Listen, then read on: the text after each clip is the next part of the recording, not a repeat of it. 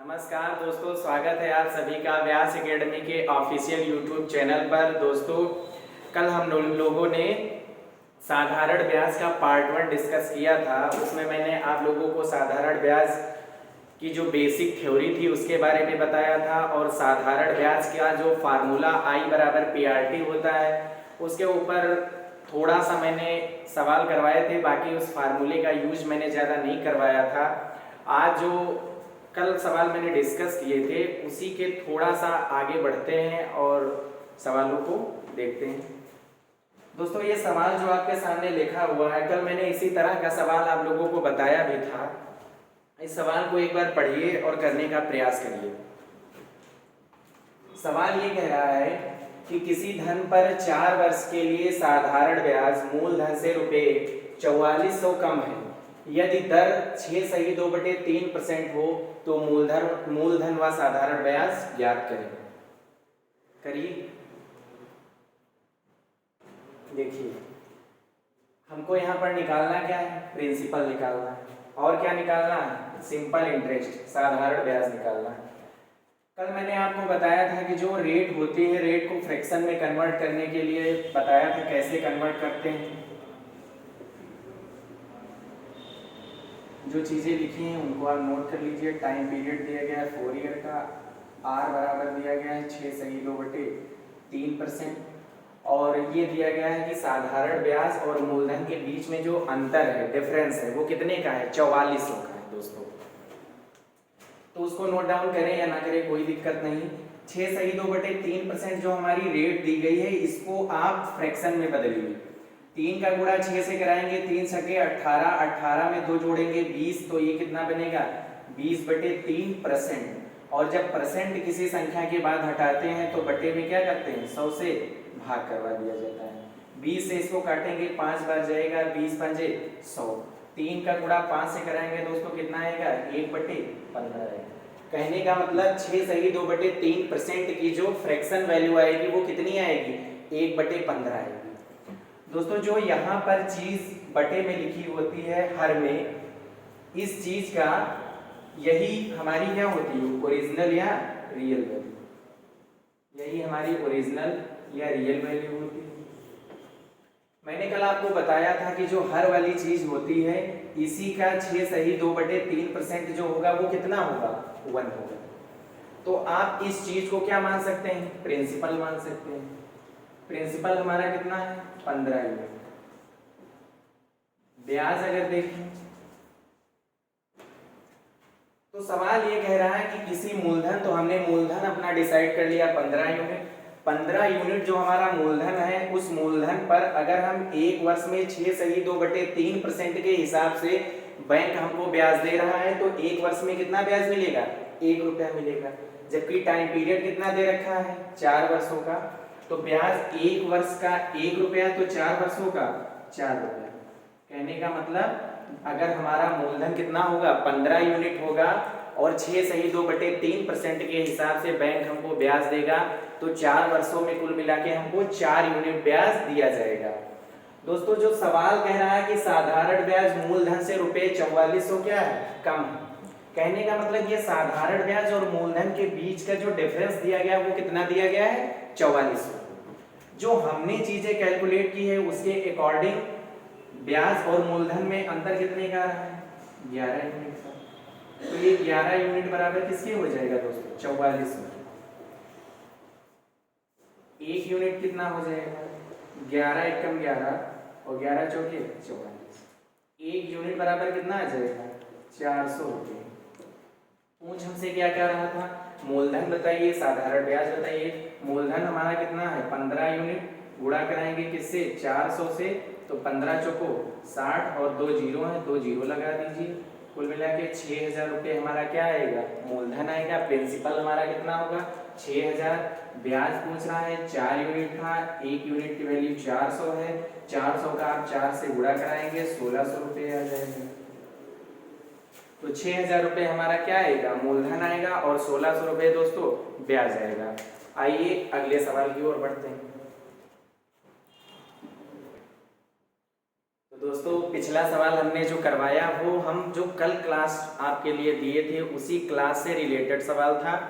ये जो सवाल आपके सामने लिखा हुआ है ये सवाल अगली टाइप है। एक प्रकार से इस तरह के प्रश्न लगभग आपको एक दो प्रश्न अगर आप किसी प्रैक्टिस सेट को उठाएंगे तो उसमें एक दो प्रश्न आपको ऐसे मिल ही जाएंगे। सवाल क्या कह रहा है कि पहले 3 वर्ष के लिए साधारण ब्याज की दर 6%, अगले 4 वर्ष के लिए 7% और 7 वर्ष से आगे 7.5% वार्षिक है।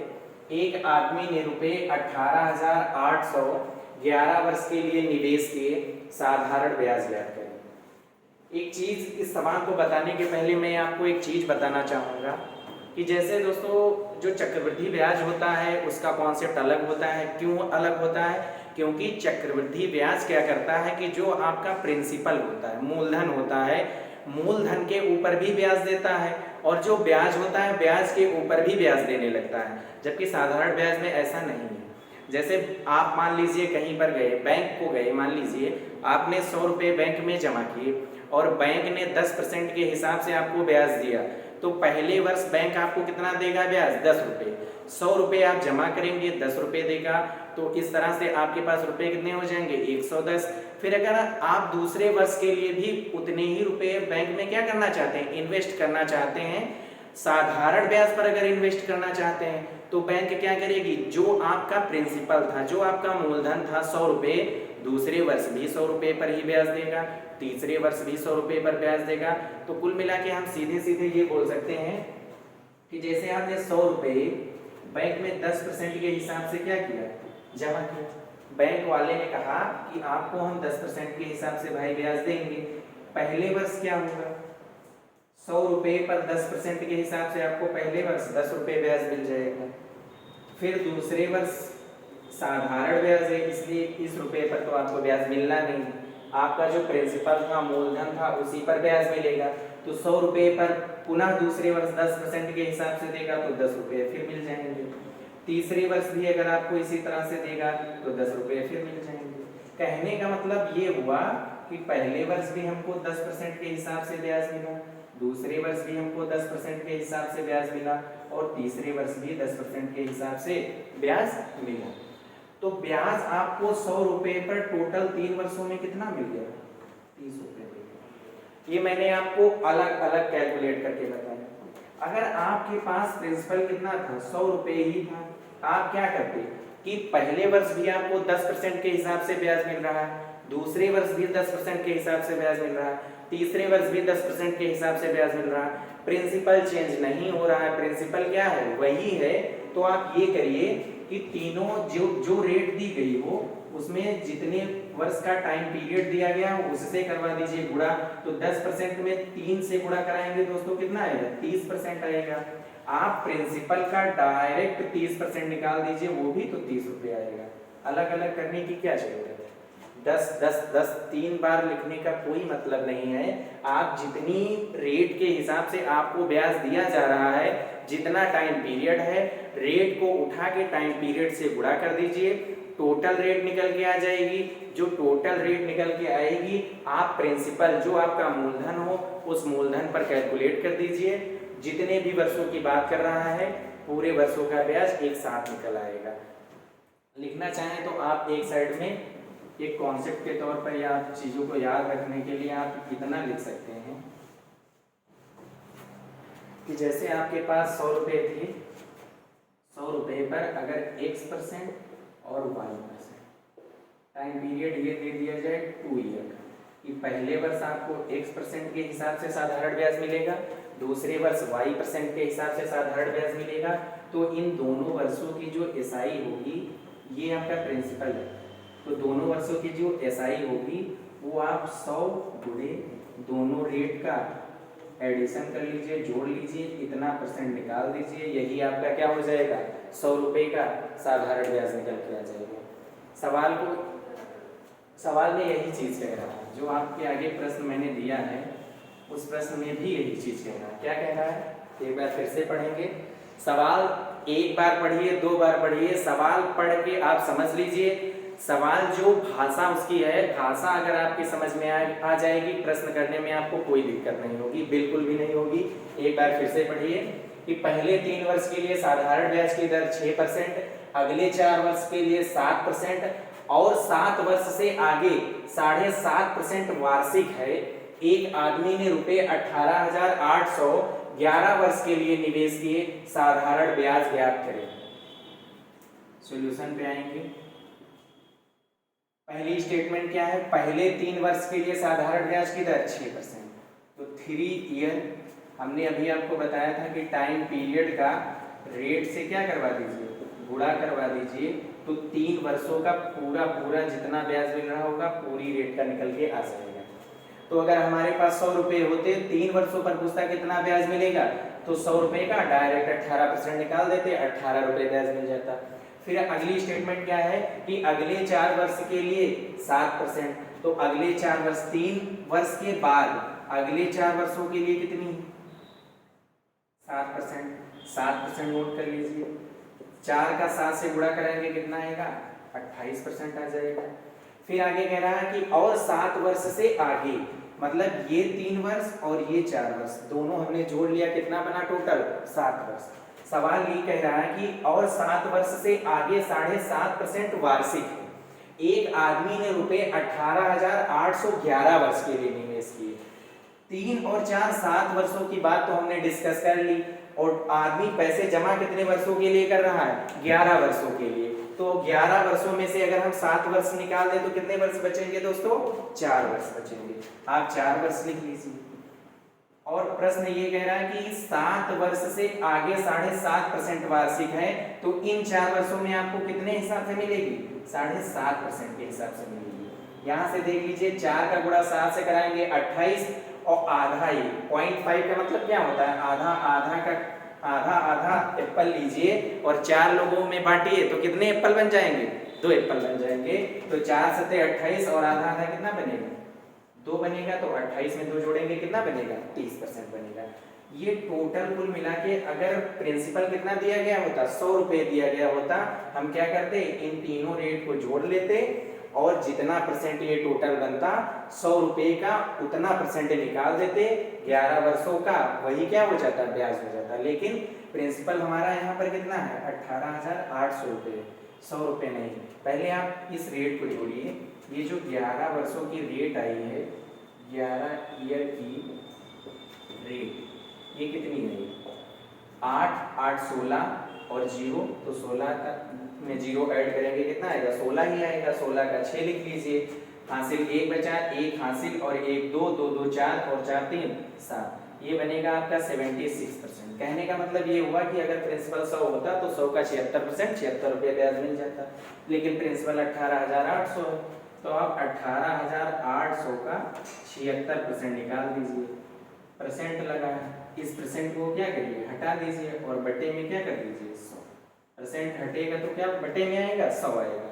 2 जीरो से 2 जीरो कैंसिल कर लीजिए और इन दोनों का गुणा करवा लीजिए, जितना आएगा वही आपका क्या हो जाएगा, आंसर हो जाएगा। 14,288 आएगा। देख लीजिएगा करके, इतना ही आएगा। अगले सवाल की ओर चलते हैं। तो दोस्तों, जो मैंने पिछला सवाल आपको बताया वो एक टाइप का सवाल टाइप है आपकी साधारण ब्याज की। आप उस सवाल को देखिए और समझिए। अगर आपको प्रैक्टिस करनी है तो आप किसी भी प्रैक्टिस सेट को उठा के देखिएगा, वैसे सवाल आपको 2-3 मिल जाएंगे। आप उसी कॉन्सेप्ट का प्रयोग करिए और उन प्रश्नों को प्रैक्टिस में लीजिए। दोस्तों, ये अगली टाइप है, इसको पढ़िएगा एक बार, उसके बाद इसको डिस्कस करते हैं। सवाल ये कह रहा है कि एक साइकिल रुपये 1500 में खरीदी जा सकती है, परंतु वही साइकिल 350 रुपये नगद और अगले 3 माह तक 400 रुपये की 3 समान किस्तों में भी खरीदी जा सकती है। दर ज्ञात करें। पहले हम इसको डिटेल में समझेंगे, उसके बाद में हम आपको लास्ट में एकदम बेसिक सा बता देंगे। आप पहला सवाल है, कॉन्सेप्ट को समझना है, आप इसको देख लीजिए, फिर हम लास्ट में बता देंगे आपको कैसे करना है। वैसे आप करते रहिएगा, पूरा सवाल करने की जरूरत नहीं, लेकिन इस सवाल को समझिए। कैसे, प्रश्न को पहले एक बार फिर पढ़ेंगे कि एक साइकिल रुपये 1500 में खरीदी जा सकती है।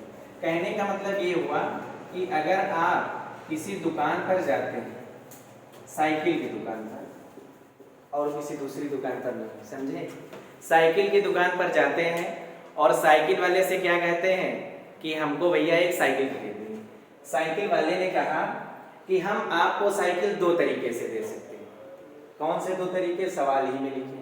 पहला तरीका ये है कि 500-500 के निकालिए नोटे 3 और मुझे दीजिए और साइकिल लेके जाइए, मतलब 1500 रुपये दे दीजिए और साइकिल लेके चले जाइए।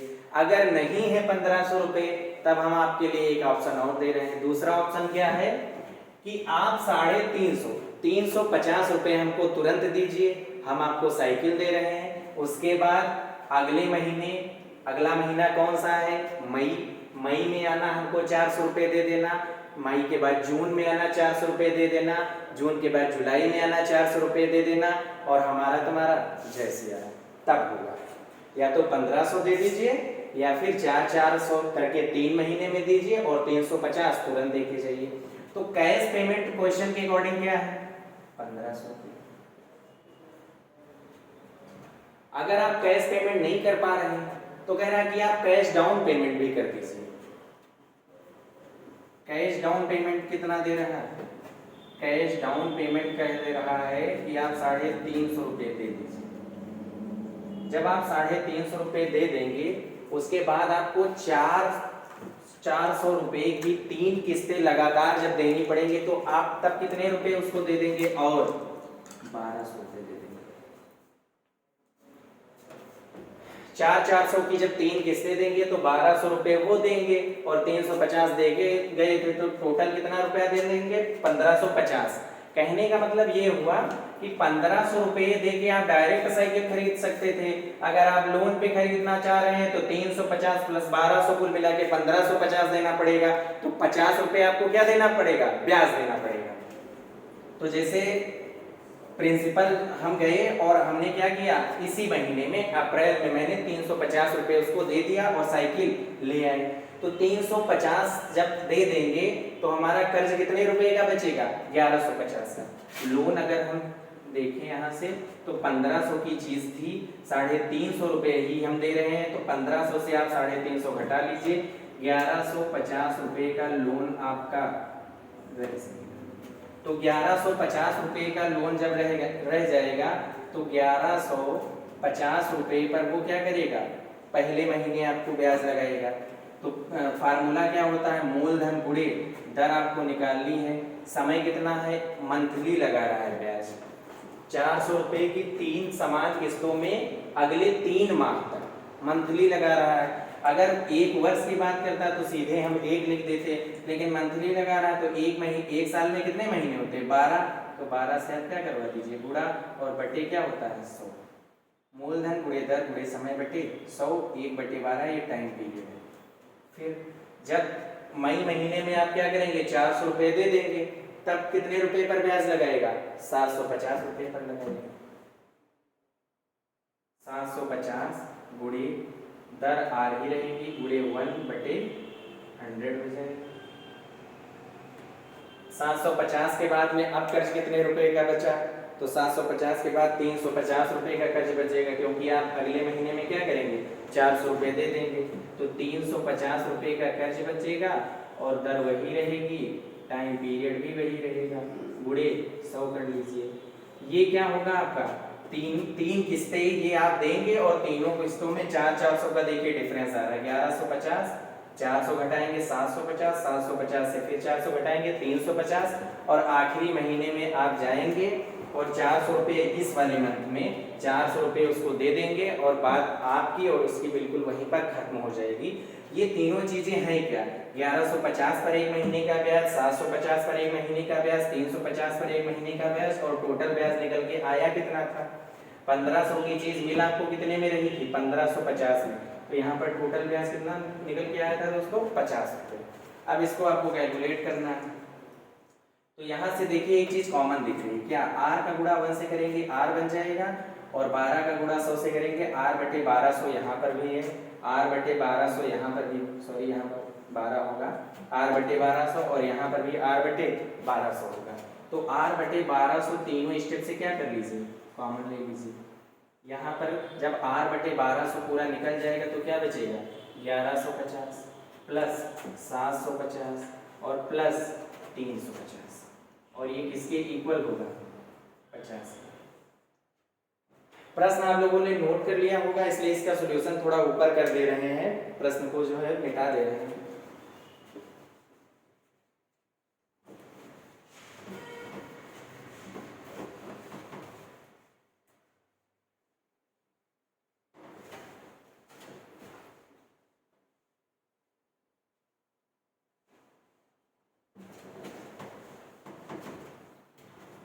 इसको कैलकुलेट करेंगे तो ये 1200 कहाँ जाएगा, गुणे में जाएगा, तो r बाहर रहेगा, अंदर इन तीनों चीजों को जोड़ेंगे तो 1100 में 700 जोड़ेंगे 1800, और 1800 में 300 जोड़ेंगे कितना आएगा, 2100। 50 की नोट यहाँ, 50 की नोट यहाँ, 50 की नोट यहाँ, तो 150 रुपये वो। 2100 में 150 जोड़ेंगे तो अंदर वाली ये पूरी चीज जुड़ के कितनी आएगी, 2250।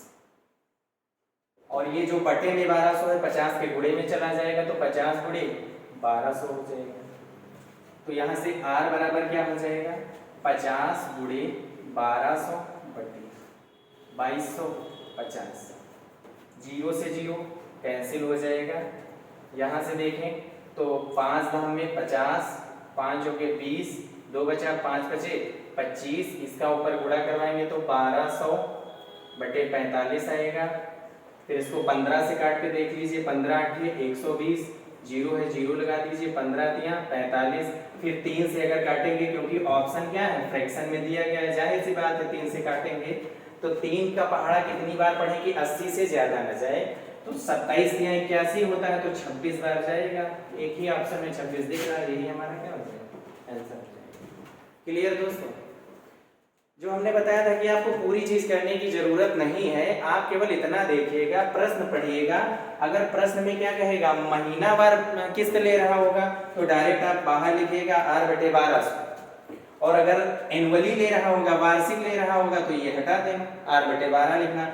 फिर जितना क्या होगा, नगद वाला मूल्य होगा, उससे पहली वाली जो कैश डाउन पेमेंट है उसको घटाने के बाद जितने जितने की किस्तें दे रहा है वो लिख के बराबर 50 लिखिएगा।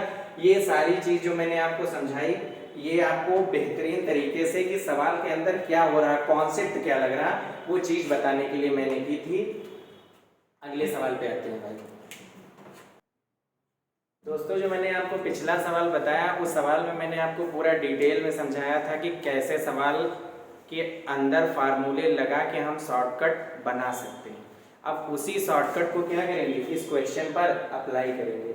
मैंने पिछले सवाल में आपको ये बताया था कि अगर बात वार्षिक की करेगा तो r बटे किससे गुणा करवाएंगे, 12 से करवाएंगे। अगर बात करेगा, अगर वार्षिक की बात करेगा तो r बटे 100 से गुणा करवाएंगे। अगर बात करेगा मंथली की तो r बटे 1200 से गुणा करवाएंगे। तो यहाँ पर सवाल पहले क्या रहा है, ये आप देखिए कि एक आदमी ने साधारण ब्याज पर बैंक से रुपए 7000 का कर्ज लिया। 3 वर्ष बाद उसने बैंक को रुपए 3000 दिए। वह 5वें वर्ष के अंत में रुपए 5450 देकर लोन चुकता कर दिया। दर ज्ञात करें। ऑप्शन आपके पास है 3%, 5%, 4%, 8%। प्रयास कीजिएगा, आंसर क्या आते हैं। सबसे पहले आप वही कर लीजिए कि बात वार्षिक की कर रहा है, इसलिए क्या करिए, r बटे 100 से आपको गुणा करना। अब एक चीज यहाँ पर ये देखिए कि 7000 रुपये उसने क्या किया था, बैंक से लिया था, कर्ज लिया कितने का, 7000 रुपये। फिर क्या कह रहा है कि 3 वर्ष बाद उसने बैंक को रुपए 3000 दिए। तो एक साइड में लिख लीजिए कि 3000 रुपये बैंक में वो दिए हैं। उसके बाद 5वें वर्ष के अंत में रुपए 5450 देकर लोन चुकता कर लिया। तो 5450 रुपये लास्ट में फिर दिए। तो इन दोनों ये चीजें उसने क्या की है, बैंक में जमा की। तो इन दोनों चीजों को आप जोड़ लीजिए, 0, 5, 4 और 5, 3, 8। कहने का मतलब ये हुआ कि बैंक से रुपए कितने लाया था, 7000, और दिया कितने, 8450। तो 7000 ला के और 8450 देंगे तो ब्याज कितना दिए। आप 8450 से क्या करिए, 7000 को घटा दीजिए तो आदमी ने 5450 रुपये का टोटल ब्याज दिया है 5 वर्षों में। ये आपका ब्याज निकल के आएगा। R/100 डायरेक्ट आप यहाँ पे लिखिए। उसके बाद में ये देखिए कि पहले वर्ष जैसे हम गए 2000 मान लीजिए 17 में गए, 7000 रुपये हमने क्या किया बैंक से लिया, तो बैंक वाले पहले वर्ष कितने रुपए पर ब्याज लेंगे? 7000 पे लेंगे। फिर दूसरे वर्ष 2018 में भी 7000 पे लेंगे, फिर 2019 में भी 7000 रुपये पर ही ब्याज लेंगे। और 2019 के लास्ट में जब हम गए तो हमने क्या किया कि बैंक में रुपये 3000 दे दिए बैंक में। तो 3000 देने के बाद हमारे पास बैंक का कर्ज कितना बचा? 4000। बाद साधारण ब्याज के इसलिए क्या करेंगे? मूलधन पर ही ब्याज लगाएंगे। तो चौथे वर्ष 4000 रुपये पर बैंक ब्याज लेगा, फिर पांचवें वर्ष फिर 4000 पर ही लेगा। ये टोटल 3 वर्षों तक हमने 7-7 पर ब्याज दिया। फिर तीसरे वर्ष मैंने क्या किया? 3000 रुपये ले जाकर के बैंक में जमा कर दिया था। तो चौथे और पांचवें वर्ष हमने 4-4 रुपये ब्याज दिया, 4000 रुपये पर ब्याज दिया। और टोटल इन 5 वर्षों में मैंने ब्याज दिया कितना है? 1450। आप यहाँ R/100 लिख लीजिए और उसके बाद ये सारी चीजें ऐड कर लीजिए। तो 7-7 3 बार है 21000, 21000 में 4000 जोड़ेंगे 25000, और 25000 में 4000 फिर जोड़ेंगे 29000। तो ये निकल के आएगा 29000 बराबर क्या है? 1450। यहाँ से देखें तो 2 जीरो, इन 2 जीरो को कैंसिल कर देंगे और 29 का पहाड़ा R बराबर 1450, एक जीरो यहाँ और लगेगा, 2900 लिखा था, 29000 होगा। 1450 बटे ये चीज़ नीचे चली जाएगी क्योंकि यहाँ गुणे में है, तो 290 यहाँ पर आ जाएगा। जीरो से जीरो कैंसिल होगा। अब 5 बार कटेगा, 29 बच्चे कितना आएगा? 145। तो R बराबर कितना निकल जाएगा? 5%। ये डायरेक्ट। ये अगर मंथली आपसे पूछ रहा है तो R/1200 से गुणा करवाइए, एनुअली पूछ रहा है तो R/100 से गुणा करवाइए। अगले सवाल को दोस्तों, पिछले जो सवाल मैंने दोनों आपको डिस्कस करवाया, तो एक वाला सवाल मैंने जो सबसे पहले बताया वो डिटेल बताया, फिर उसके बाद दूसरा कैसे आपको अप्रोच करके सवाल को देख करके और डाटा कैलकुलेट करके केवल आपको आंसर देना है, वो दूसरा तरीका बता दिया। ये अगली टाइप है दोस्तों।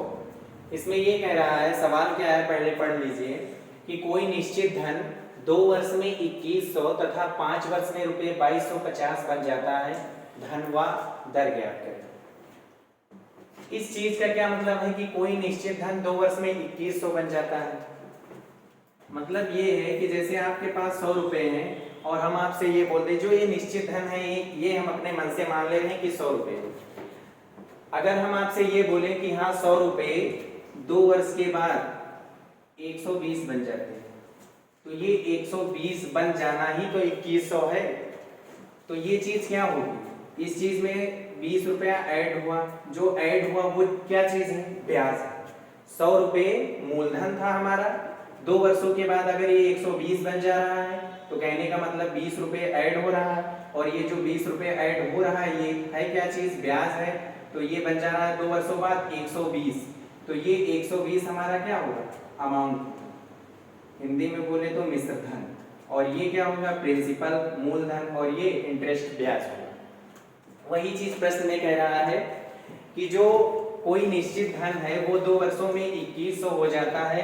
तो अगर हम सीधा सीधा ये लिखना चाहें कि जो धन है हमारा वो P है और 2 वर्षों में हो जा रहा है तो 2 लिख लें, और साधारण ब्याज का प्रश्न है तो 2 वर्षों की क्या लिख लें? SI कि मूलधन और 2 वर्षों का जो साधारण ब्याज है ये दोनों चीजें मिलकर के कितना हो जा रहे हैं? 2100 हो जा रहे हैं। ये सवाल की पहली स्टेटमेंट है। दूसरी स्टेटमेंट क्या है कि तथा 5 वर्ष में रुपये 2250 बन जाता है।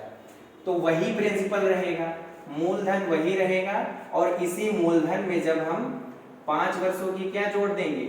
SI साधारण ब्याज जोड़ देंगे, तो ये बच जा रहा है कितना? 2250।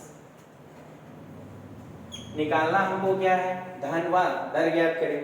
2 समीकरण है, दोनों समीकरण में अगर देखें तो वेरिएबल कितना है? Principal SI, principal SI। 2 समीकरण 2 वेरिएबल, आसानी से हम चीजें निकाल सकते हैं। प्रिंसिपल भी निकाल सकते हैं, SI भी निकाल सकते हैं। अगर दूसरी वाली समीकरण से पहली वाली समीकरण घटाएं या पहली से दूसरी घटा लीजिए, प्लस है माइनस लगा लीजिए, प्लस है माइनस लगा लीजिए, प्लस है माइनस लगा लीजिए, पी से पी कैंसिल हो जाएगा। 5 वर्ष की एसआई से 2 वर्ष की एसआई घट जाएगी, तो 5 से 2 जाएगा, कितना बचेगा 3। ये 5 माइनस का है तो माइनस का निशान रहेगा, एसआई है तो एसआई लगा लीजिए। 2250 से 2100 घटेगा तो कितना बचेगा 150 बचेगा, निशान माइनस का बड़ा वाला है तो माइनस लगा लीजिए। माइनस से माइनस क्या हो जाएगा, कैंसिल हो जाएगा। 3 वर्ष की एसआई अगर 150 रुपए है, इस 3 से 150 को कैंसिल करेंगे तो कितना आएगा 50। 3 एक कम 3, तो कहने का मतलब 1 वर्ष की एसआई, 1 वर्ष का साधारण ब्याज कितना निकल के आया 50 रुपए निकल के आया। पहली वाली अगर समीकरण में हम एसआई की वैल्यू पुट करें तो पी है जैसे का तैसा लिख लीजिए। 1 वर्ष की एसआई 50 है तो 2 वर्ष की एसआई कितनी हो जाएगी 2 गुणे 50 बराबर 2100 है, 2100 लिख लीजिए। तो P बराबर कितना हो जाएगा 2100 और माइनस 50 गुनी 100, इधर प्लस का है उधर जाएगा माइनस का हो जाएगा। तो प्रिंसिपल जो हमारा मूलधन है वो कितना निकल के आएगा 2000 रुपये निकल के आएगा। अब अगर सीधे सीधे हमको रेट पूछ रहा है, रेट क्या होती है, 1 वर्ष में आपके मूलधन पर मिलने वाला जो ब्याज होता है वही क्या होता है, रेट होता है। तो मूलधन हमारा कितना है 2000 रुपये, और यहाँ से देखें तो 1 वर्ष में कितना ब्याज मिल रहा था 50 रुपये का ब्याज मिल रहा था। अगर 2000 रुपये पर 50 का ब्याज तो 100 पर कितना, रेट कैलकुलेट करने के लिए डबल जीरो से डबल जीरो कैंसिल, इस जीरो से ये जीरो कैंसिल, 5/2 आया। चाहे आप इसको इतना ही लिख लीजिए, और अगर फ्रैक्शन में लिखना चाह रहे हैं तो 2 से ही 1/2% भी लिख सकते हैं। तो आज के लिए इतना ही, बाकी कल मिलेंगे इसी उत्साह और उमंग के साथ। दोस्तों आप अपना ख्याल रखिए, खुश रखिए रहिए, भगवान आप सभी का भला करे। धन्यवाद दोस्तों।